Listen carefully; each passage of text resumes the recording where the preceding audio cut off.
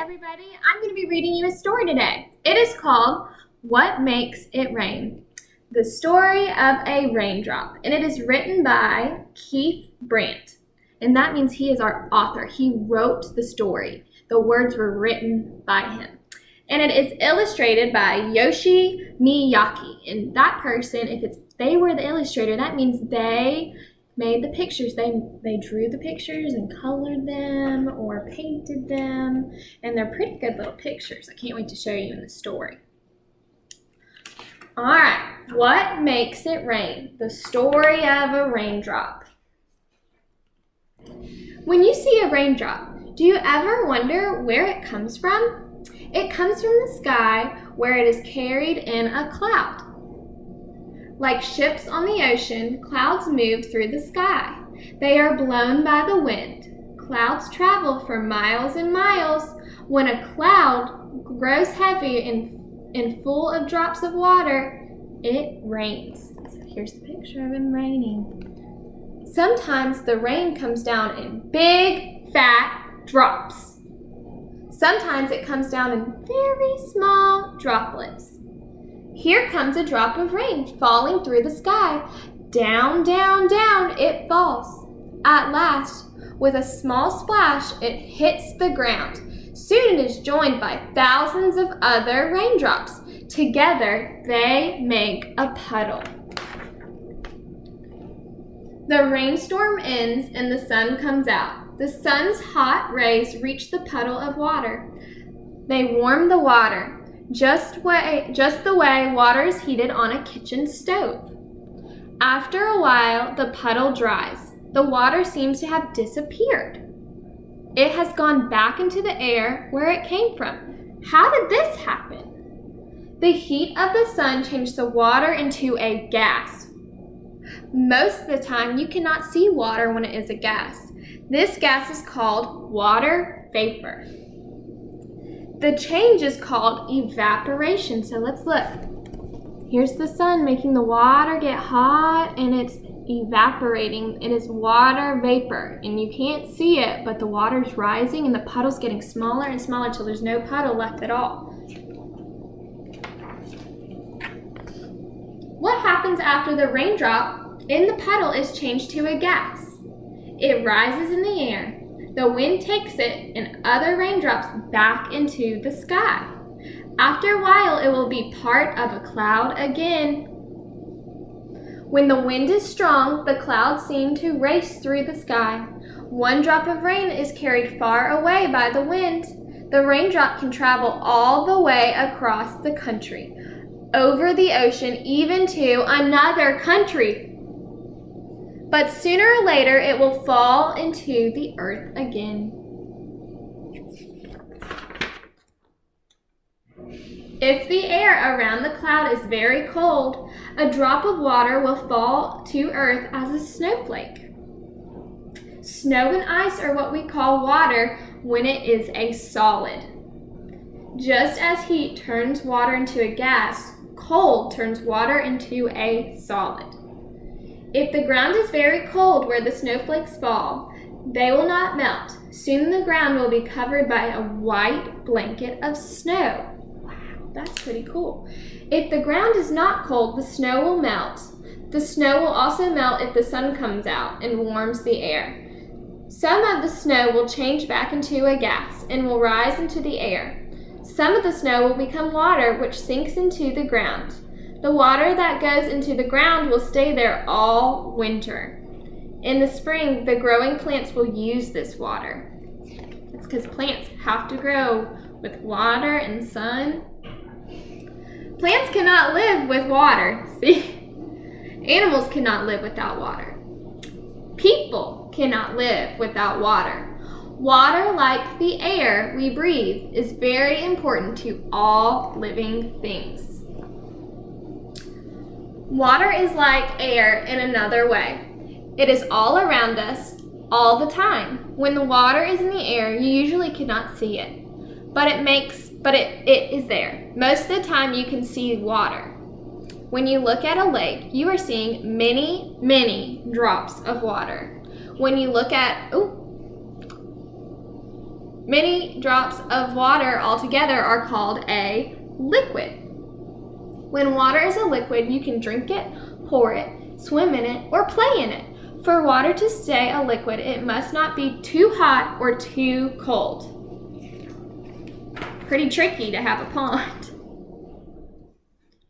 Heat and cold make water change its form, but no matter what form it is in, liquid, solid, or gas, water is always water. And it doesn't only change form. Water also travels everywhere. Sometimes it moves from one place to another, in liquid form, as a raindrop in a stream, or in the ocean. Sometimes water moves in solid form, as an iceberg in the ocean, as a snowflake through the sky, even as a snowball thrown at a tree.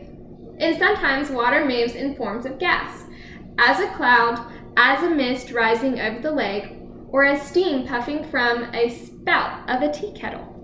So, water can move in all different forms. All the moves and all the changes a drop of water goes through are part of something called the water cycle. The word cycle means circle. The water cycle is a journey every drop of water makes.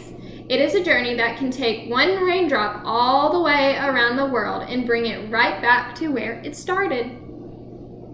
The raindrop you watch fall from the sky today may have been in a faraway ocean last year. It has gone through many changes and traveled many miles, all part of the water cycle. The water cycle is very important. Without water, plants cannot grow. None of the crops we eat could grow if the water cycle stopped. They must have rain. Some plants need very little water. A cactus is one kind of plant that needs only a very small amount of water.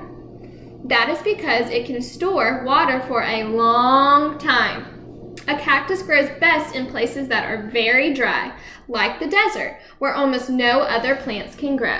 Here's the desert. And these are all different types of different cactuses, cacti. Animals cannot live without water either. They drink it from streams. They also get it in their food, just as we do. Animals are part of the water cycle too. After they take in water, they give it back in many different forms. Cows give back a lot of it as milk. Hens give a lot back as in their eggs, because eggs are a liquid before you cook them. Some animals have special ways of living in places where there is not much water. Camels can live very well in very dry places. They can go without water for days. This makes the camel a perfect desert animal.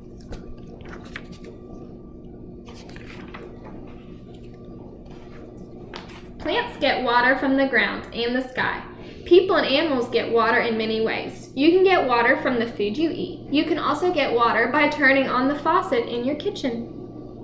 But whether it comes from food or a faucet, you need water to grow and be healthy. Water is an important part of you.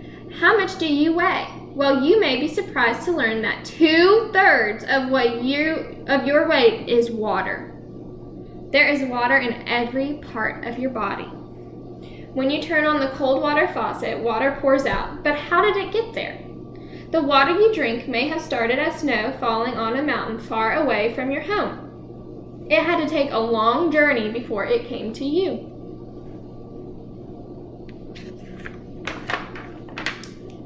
Every winter, snow falls on that faraway mountain in the spring.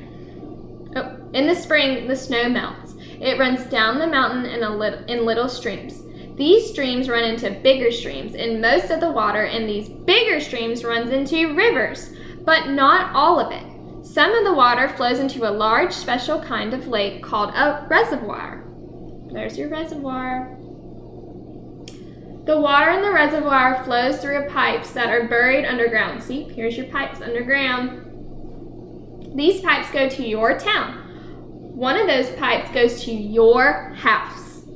That is how when you turn on the faucet in your kitchen, Water from the reservoir comes to you. The reservoir almost always has a big supply of water. As you are using it, it is being replaced by rain and snow in the mountains far away. But sometimes there is not much rain and snow. When the water supply is low, it is called a drought. And we've had those before in Georgia because it can get so hot and not rain for so long that we run low on our water supply. When there is a very bad drought, plants do not grow and there is less food for us and all other animals. There are also times when too much rain and too much snow fall. When there is more water than rivers and the ground can hold, we have floods. Floods harm many plants. Flood waters also damage homes and highways. So water, which does so many good things for us, can also do damage. Luckily, most of these things it does are good. So here's when it's a drought, and here's when we have too much water and it's flooding.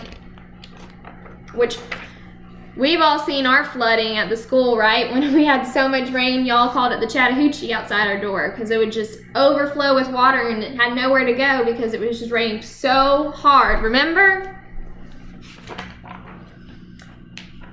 Does all water taste the same? No. Water from different places tastes different. It is not the water itself, but what is in the water that gives it the taste. Most of the water in the world has a salty taste. That is because most of the water in the world is in the oceans.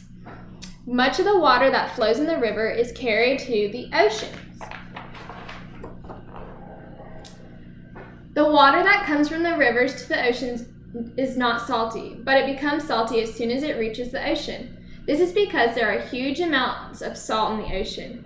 When the sun warms the surface of the ocean, some of the water evaporates into the air. The salt does not evaporate with the water, it stays in the ocean. If all the waters in the ocean evaporated, mountains of salt would be left behind. So here's a little experiment that you can do. Experiment. Add some salt to a glass of water. And in step 2, put it out where the sun is, or put it like by your window where there's sun, and have the sunlight evaporate your water. Then see the salt that stays. So you could try this by getting a glass of water and put a good little bit of salt in your glass, and then go put the glass outside and see how much water evaporates, and wait for it to dry up and see all the salt that's left. And that would kind of show you what would happen if all the water was to evaporate from the ocean. We do not have to worry about the ocean. We do not have to worry that the oceans will disappear. As the sun evaporates some ocean water, clouds are bringing the rain to the ocean. Rivers are bringing water to the ocean. The ocean water cycle never stops. The next time you see a raindrop, think about the special trip it's been on. Up and down in the air and all around the world is an endless journey. Each raindrop is an important part of life on Earth. I hope you enjoyed this story. I really enjoyed it because I wish we read it when we were having so much rain at the end of winter, because there's just so much, and it would have been cool to know that that rain could have been from all different areas. It could have been from England or Australia, all different countries, and that it's part of the water cycle. So I want you to think about, if you see rain, where do you think that water came from? And I would love to see if you try that little experiment. You can send me a picture if you would like. But I hope you enjoyed this story as much as I did. Bye!